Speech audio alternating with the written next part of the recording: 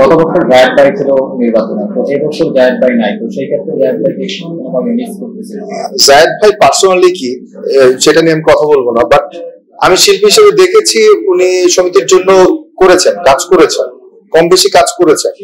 তো এমনও আছে যে এখন শুধু দেখা যায় যে এফডিসি তে শুটিং হলেই আসা হয়।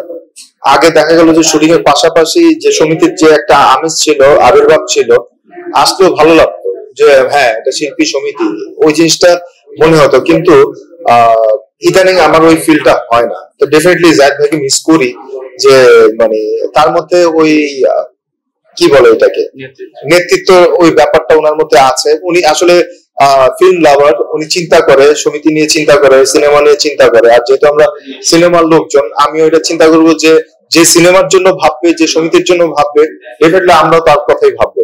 তো সেক্ষেত্রে যদি বলি যে হ্যাঁ জায়েদ ভাইকে মিস করছি। যদি জায়েদ ভাই থাকতো তাহলে কি নির্বাচনটা একটু হাড্ডাহাড্ডি হতো কিনা? হতে পারতো, বা এখানে যেহেতু ডিপজল ভাই আছে এর উপরে কোনো কথা নেই। মানে আমার মতে হচ্ছে কি, ডিপজল ভাই যেখানে আছেন, এখানে যেই আসুক না কেন, ডিপজল ভাই এমন একজন মানুষ, তাকে ভালোবাসে না এমন কোনো মানুষ নাই। তার মতো ব্যক্তিত্ব খুব কমই হয়। এখানে অলরেডি হচ্ছে জিনিসটা অন্য লেভেলে চলে গেছে, যেখানে ডিপজল ভাই, মিশা ভাই আছে, ওখানে আসলে কিছু বলার নাই। জায়েদ ভাই থাকলে একটু হয়তো ডিফারেন্ট ওয়েতে জিনিসটা হাইপে উঠতো, কিন্তু যেখানে এখন ডিপজল ভাই, মিশা ভাই আছে, সেখানে ব্যাপারটা অন্য লেভেলে চলে গেছে। এই প্যানেলের দুজন ইয়াং ছেলে আছে, সেটা হচ্ছে জয়েরা। তারা চিন্তা করেছে যে এবার দুজন মিলে কাজ করবে। আশাবাদী এতটুকু বলতে পারি যে আমাকে যারা জানেন বা আমার কলিগরা যারা আছেন, তারা আমাকে অনেক পছন্দ করেন, ভালোবাসেন। বা এখানে আমি দেখেছি যে এবার অনেক নতুন ভোটার এসেছেন, যুক্ত হয়েছেন। অনেকের সাথে হয়তো পরিচয় নেই বা আগে কখনো কাজ হয়নি। এখানে একটু আমার একটু টেনশন কাজ করছে যে তাদের সাথে যেহেতু আগে পরিচয় হয়নি, তারা আমার সম্পর্কে কিভাবে জানবে। এরপরে আমি যতটুকু সম্ভব চেষ্টা করছি তাদেরকে ফোন দিয়ে তাদের সাথে কমিউনিকেট করার, নিজেকে পরিচিত করার। তো আর আমাকে যারা চেনেন তাদের কাছ থেকে তো ডেফিনেটলি আমি ভোট চেয়ে নিচ্ছি, এটা সবাই করে। এখন জয় নিয়ে ভাবছি না, মানে যদি তারা আমাকে ভালোবাসেন, তারা যদি সমিতির কল্যাণ চান, তারা যদি চান যে যুব সমাজের যে সবচেয়ে বড় হাতিয়ার থাকে যুবকরা, এরপর আমরা দুজন যুবক আছি আমাদের এই প্যানেলে, তারা সমিতির জন্য কিছু করবে, ডেফিনেটলি আমি করব।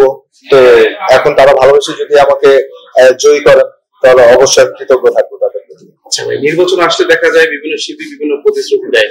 আপনি যেহেতু জুনিয়র হিসেবে নির্বাচন করছেন, আপনার কোনো প্রতিশ্রুতি আছে কি? আমি চিন্তা করছি যে আমি সমিতিতে আসার পরে আমি কি পেয়েছি আর কি পাইনি, কোনটা আমার মৌলিক অধিকারের মধ্যে পড়ে। যে আমি সমিতির একজন সদস্য হিসেবে আমার সমিতি থেকে কি পাওয়ার ছিল বা সমিতিকে আমার কি দেয়ার ছিল।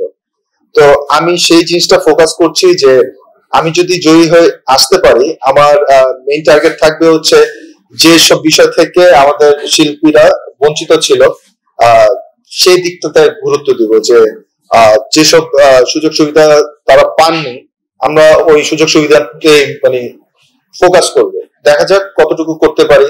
চেষ্টা করব যে এমন যদি আসতে পারি, এমন কিছু করে যাওয়ার যে নেক্সট টাইম তারাই যেন মানে আনতে বাধ্য হয় যে না, ও থাকুক আমাদের প্যানেলে, ও সমিতির জন্য কিছু করছে।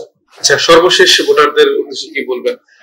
ভোটারদের উদ্দেশ্যে বলবো যে একটা সুযোগ দিয়ে দেখেন। অনেকেই দেখা গেল যে তাদের কমিটমেন্ট গুলো রাখতে পারেনি হয়তো কোনো রিজনে, বাট আমি নতুন হিসেবে এটা বলতে চাই যে যেহেতু মানে নতুন এসছি, প্রাউডলি বলতে চাই যে এটা আমার হক, যে আমি দাঁড়িয়েছি, আমাকে একটা সুযোগ দিলে আমি দেখাতে পারবো যে আমিও কিছু করতে পারি সমিতির জন্য।